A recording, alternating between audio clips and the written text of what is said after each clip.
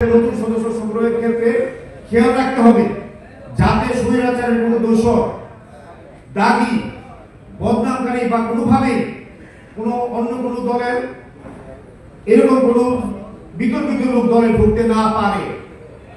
যদি কোনো স্বৈরাচারের দোষর বা অন্য কোনো বিতর্কিত বা পতিত সেই দলের কোনো লোক এই নতুন সদস্য সংগ্রহে তাদেরকে নেওয়া হয় এবং তার বিরুদ্ধে কোনো অভিযোগ আছে, সেই অভিযোগ যদি প্রমাণিত হয় তদন্ত সাপেক্ষে যে দায়িত্বশীল ইউনিট তার শাস্তি ভোগ করতে হবে, তার বিরুদ্ধে সাংগঠনিক ব্যবস্থা নেওয়া হবে। আজকে এই স্বৈরাচার মুক্ত বাংলাদেশের সর্ববৃহৎ রাজনৈতিক দল, সবচেয়ে জনপ্রিয় রাজনৈতিক দল বাংলাদেশ জাতীয়তাবাদী দল নতুনভাবে সদস্য সংগ্রহ ও পুরাতন সদস্য নবায়ন কার্যক্রম ইতিমধ্যেই শুরু হয়েছে। কেন্দ্রীয় কমিটির পক্ষ থেকে বিএনপি চেয়ারপারসন দেশনেত্রী বেগম খালেদা জিয়া এবং বিএনপি ভারপ্রাপ্ত চেয়ারম্যান জনাব তারেক রহমান সাহেবের নিজে সদস্য নবায়ন কার্যক্রমের শুভ উদ্বোধন করেছেন। পরবর্তীতে সারা বাংলাদেশের প্রত্যেকটি বিভাগে একটি উদ্বোধনী অনুষ্ঠান হয়েছে। ময়মনসিংহের উদ্বোধন অনুষ্ঠানটাও আমাদের যারা নেতৃবৃন্দ আমরা উপস্থিত ছিলাম, বিভাগের 7টি ইউনিটের নেতৃবৃন্দরা সেখানে উপস্থিত থেকে উদ্বোধন হয়েছে।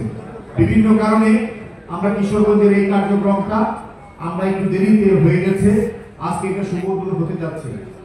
এই কার্যক্রমটা আজকে আমরা আমাদের থানা এবং পৌরসভা ইউনিট থেকে কিছু নেতৃবৃন্দকে আমরা একটা সুযোগ দেব, আপনারা আপনাদের কথাগুলো বলবেন, কোনো কোশ্চেন থাকলে প্রশ্ন থাকলে এই প্রসঙ্গে আমরা আপনাদেরকে পরামর্শ দেব। গাইডলাইন আছে, দলের পক্ষ থেকে ইতিমধ্যে চিঠি দেওয়া হয়েছে কিভাবে সদস্য সংগ্রহ কার্যক্রমটা করা হবে।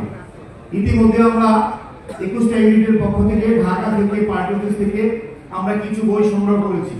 সেই বইগুলো হলো যে নবায়নের বই, আর নতুন সদস্য যারা হতে চান সেই বইগুলো আমরা তৎকালীন সময় আনি নাই, তখন পার্টির সিদ্ধান্ত হয়নি নতুন ভাবে সদস্য নেওয়া হবে।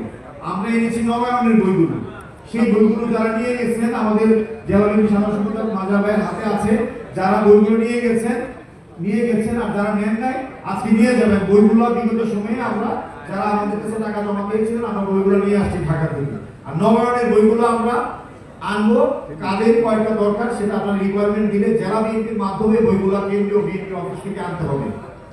তো প্রথমত আমরা নবায়ন করব, আমরা যারা পুরাতন সদস্য ছিলাম নবায়ন করব, যারা বহিষ্কৃত, যারা পদস্থগিত বা যারা কোনো দণ্ডে দণ্ডিত দলীয় শৃঙ্খলা ভঙ্গের কারণে তাদেরকে কোনো অবস্থাতে নবায়ন অথবা কোনো নবায়ন বা নতুন ভাবে নেওয়ার কোনো সুযোগ না যতক্ষণ তার জন্মাদেশ প্রত্যাহার না হয়েছে।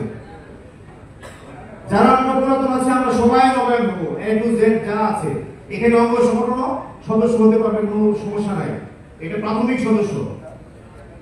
এখানে একটা বিষয় খেয়াল রাখতে হবে, নতুন সদস্য সংগ্রহের ক্ষেত্রে কোন অবস্থাতে যারা নতুন সদস্য সংগ্রহ করবে, বিশেষ করে থানা বিএনপি নেতৃবৃন্দ, পৌর বিএনপি নেতৃবৃন্দ, সদস্যতা সংগ্রহ হয় সত্যিকার অর্থে ওয়ার্ড লেভেল থেকে। কারণ আমিও একটা ওয়ার্ডের অধীন, ওই ওয়ার্ড বিএনপি বা ইউনিয়ন বিএনপি কাজটা করবে অথবা পৌরসভা ওয়ার্ডের সভাপতি সেক্রেটারি কাজটা করবে।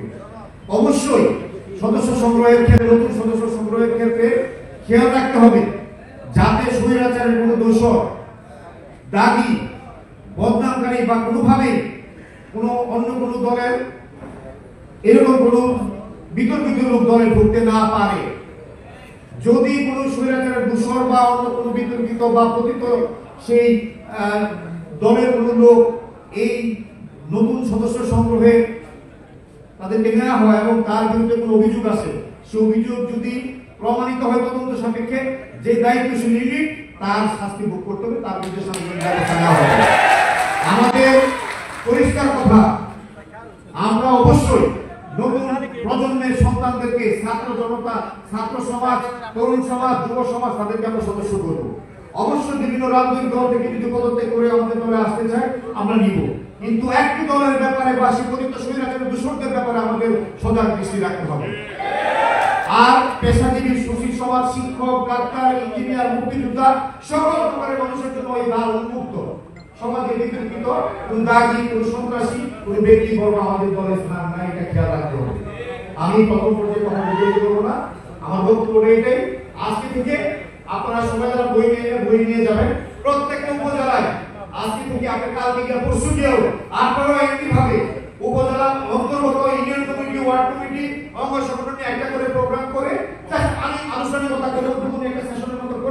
আপনারা এই কার্যক্রমটা শুরু করবেন।